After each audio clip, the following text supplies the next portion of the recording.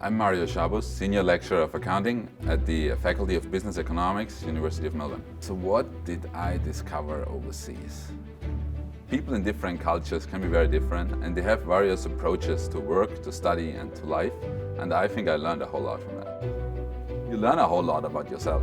You learn how much more flexible you are than you actually think. You as a teacher, you can't impose your style on students who have totally different cultural backgrounds. And so I think this openness that I learned, and also this curiosity, helps me a lot in now approaching my students in my department, University of Melbourne, to get the best out of them. So my name is Edward Tanoto. I studied in the National University of Singapore. Well, the first thing that comes to mind is just, I got lost a lot. It's huge, and when you reach the business district, you notice just how busy it is. Like, I've never been to the US before, but I've seen a lot of videos about the Wall Street, and you literally just feel like walking the Wall Street, especially in Bishan. Being able to go from one place, from Indonesia to Australia, I get to learn about the history of Australia, and then when I go further to Singapore, that's where I get to learn more about Singapore. You get to know so much more about yourself. It's about self-discovery as well.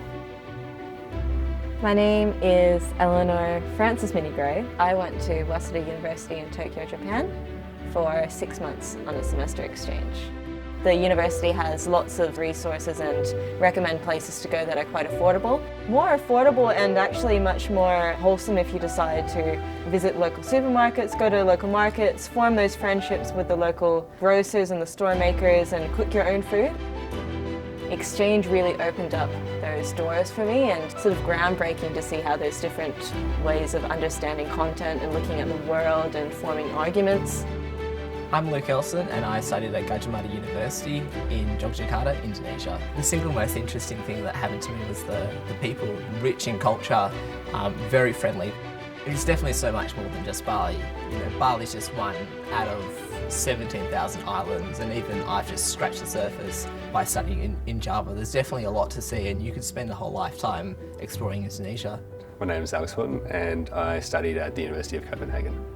Well, I think Mum still tells me not to take the tram home late at night in Melbourne, so I don't think anything I could have said would have reassured her about me moving overseas. One of the benefits of studying overseas, I guess, is that you get to explore interests that you wouldn't get to in your home country.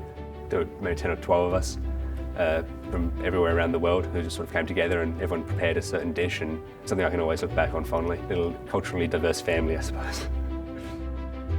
Now I have this sort of international global network of young lawyers. That's something that's benefit my career and my studies, and this ever-globalised world is a point of interest when I was applying for graduate positions. I'm Antonia Gasax. I've recently come back from a study abroad experience at Fudan University in Shanghai, China. The most interesting thing that happened to me whilst away was getting to travel and backpack around China for a month after my studies, getting to make up my own mind about what I thought about the Chinese culture, not having to believe and rely on other people's perspectives. The teachers were from all over the world. Very interesting to get a Chinese teacher's point of view and a lot of Chinese history. And once I came back, all of a sudden my daily routine was really different. I sort of realised I had a bit of tunnel vision before I left, and Melbourne got a bit bigger and it got a bit fuller. It just opened my mind.